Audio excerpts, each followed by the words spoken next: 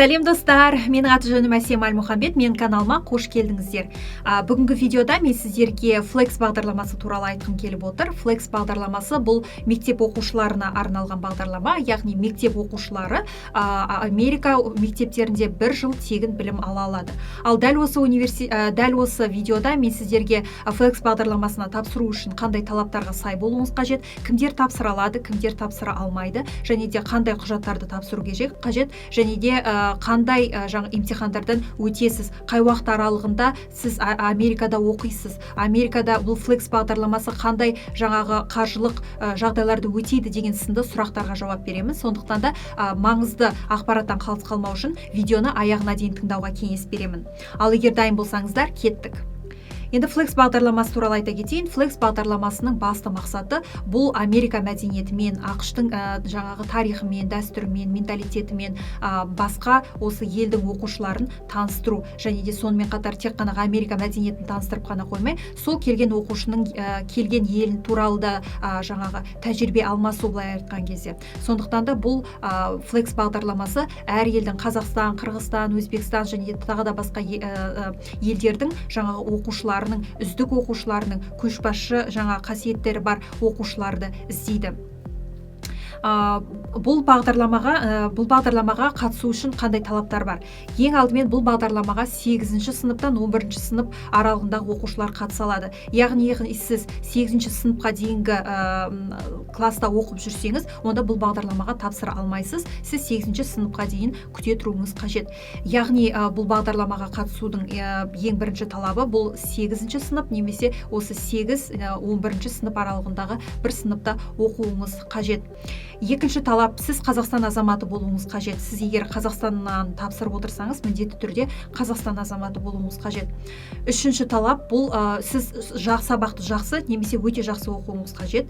Төртінші талап, бұл ағылшын деңгейіңіз өте жоғары болу қажет. Бұл әрине логикалық түрде түсінікті, себебі сіз Америка мектептерінде оқығандықтан, сізде Америкада ағылшын тілінде білім аласыз. Сол себепті сол жерде білім алатындай дәрежеде болу үшін сіз міндетті түрде ағылшын деңгейіңіз өте жоғары болуы қажет, және де ол болашақта сізді жаңағы емтихан барысында сіздің ағылшын тіл деңгейіңізді міндетті түрде көрсетеді. Сол себепті сіз Flex бағдарламасы арқылы Америка мектептерінде бір жыл оқимын, білім аламын десеңіз, қазірден бастап ағылшын тіл деңгейіңізді көтеруге атсалысыңыз. Ал енді бұл бағдарламаға кімдер қатыса алмайтынына тоқталып өтейік. Бұл бағдарламаға осы сөзімнің басында айтып өткендей 8-ші сыныпқа дейінгі класс оқушылары қатыса алмайды. Сонымен қатар Қазақстан емес азаматтары қатыса алмайды. Сонымен қатар егер ата-анасы қандай да бір жаңағы Американың азаматы болуына, яғни Америкаға иммигрировать ету мақсатында құжаттарын тапсырған болса, онда қатыса алмайды. Сонымен қатар соңғы 5 жылда Америка құрама штаттарында 90 күннен артық күн болған болсаңыз, онда сіз бұл бағдарламаға қатыса алмайсыз. Осыны ескеріңіз. Егер де сіз осы талаптардың осы жаңағы айтқан критерийлер бойынша біріне ғана түсетін болсаңыз, онда сіз өтініш білдірсеңіз де сіздің өтінішіңіз қаралмайды. Енді бұл бағдарламаға қатысу үшін қандай құжаттарды тапсырасыз, қандай емтихандар тапсырасыз, соған тоқталып өтейік. Ең алдымен сіз жаңа application толтырасыз. Applicationды сіз мынау сайттан жаңағы толтырасыз. Applicationды осы сайттан табасыз. Және де бұл applicationдың тізімін мен өзімнің видеоның астына салып қоямын. Мен бұл сайттың сілтемесін мен осы видеоның астына тіркеп қоямын. Сол арқылы кіріп, барлығын зерттеп қарасаңыз болады. Бұл applicationда қандай жаңағы ақпаратты толтырамыз деген сұраққа келетін болсақ, ол жерде аты жөніңіз, жасыңыз деген сынды жаңағы стандартты сұрақтар болады. Сол сұрақтарға жауап беруіңіз қажет. Сонымен қатар сіз applicationнан бөлек ағылшын тіл деңгейіңізді тексеретіндей тест тапсырасыз. Яғни бұл жерде сіздің ағылшын деңгейіңізді анықтайды, ағылшын тілін қаншалықты білетініңізді анықтау мақсатында осындай тест тапсырасыз. Және де эссе жазасыз. Эсседе де жаңағы неліктен барғыңыз келеді, бұл сізге не береді деген сынды міне осындай сұрақтарға жауап бересіз, және де сізде соңында сұхбатқа шақырады. Егер осының барлығынан өтсеңіз, онда мамыр айында сізге осындай нақты шешім шығады Flex бағдарламасының, және де нақты шешім бойынша сіз қабылданғандардың арасында болсаңыз, онда мамыр айында сіз Америкаға барасыз да, сол жылдың мамыр айынан келесі жылдың мамыр айына немесе маусым айына дейін Америка құрама штаттарында сол мектептерінде сіз білім аласыз.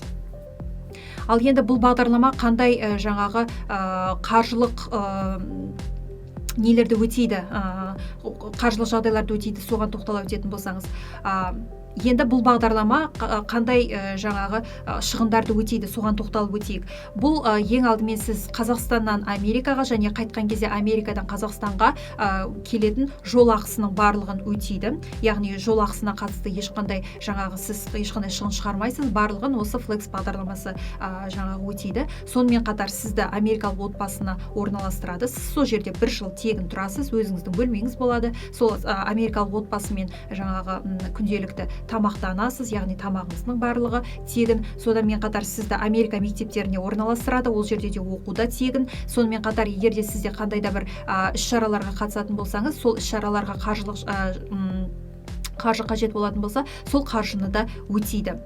Ал енді бұл жерде Flex бағдарламасының сөзімнің басында айтып өткенде ең басты мақсаты бұл Америка мәдениеті мен тарихымен таныстыру. Сәйкесінше сіз Америкаға келгеннен кейін Америка мәдениетіне, тарихына қатысты сізді негізі талап қойылатын, міндетті түрде алатын сабақтар тізімі болады. Сол сабақтарды міндетті түрде оқуыңыз қажет. Сонымен қатар сіз мектеппен, сабақпен ғана шектелмей, басқа да көптеген іс-шараларға қатысып, өзіңіздің еліңіз туралы, мәселен Қазақстан туралы, Қазақстанның дәстүрі туралы таныстырылатын бір неше түрлі жаңағы шараларға қатыссаңыз болады. Мұның барлығы сізге әрине үлкен плюс.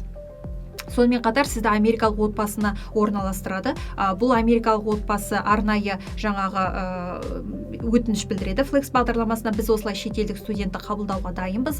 Біз оларға осындай жағдайымыз бар, осындай бөлмесі болады деген сынды. Және де сізді сол отбасына орналастырады. Бұл жердің өте үлкен көптеген плюстары бар. Мәселен, сіз Америка мәдениетімен, тарихымен, менталитетімен танысуға бұл таптырмас құрал. Себебі американдық отбасымен бірге тұрғандықтан сіздер олар жерде Америкаға ғанақтан жаңағы мерекелерді бірге тойлайсыздар, бәлкім бірге саяхаттайсыздар. Оларда күнделікті түскі, таңғы және кешкі асты бірге ішкендіктен ол жерде ағылшын тіл деңгейінде коммуникация жүргізетіңіз анық. Оның барлығы сіздің тіл деңгейіңізді де көтеруге үлкен септігін тигізеді. Сол себепті де Flex бағдарламасы осылай оқушыларды нақты бір жатақханаларға емес, осы отбасыларға орналастырудың да бір көздеген мақсаты осы. Яғни америкалық мәдениетпен тезірек танысу үшін осылай орналастырады сізді.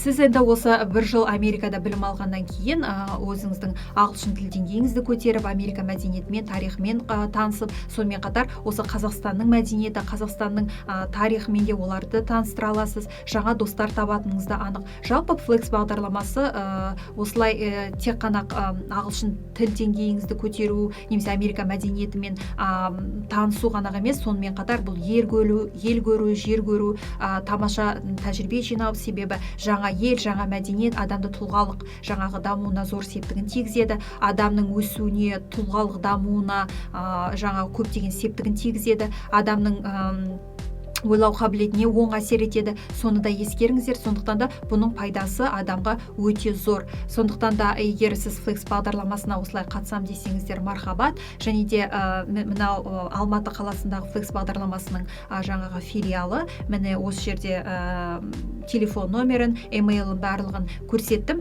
Егер де қандай да бір қосымша сұрақтарыңыз болса, онда осы телефон арқылы хабарласып, немесе емейл почталарына хат жазсаңыз болады. Сіздердің барлық сұрақтарыңызға жауап береді. Ал егер Flex бағдарламасына қатысам десеңіз, сәттілік серігіңіз болсын. Егер мен YouTube каналыма жазылмаған болсаңыздар, YouTube каналыма жазылуларыңызды сұраймын.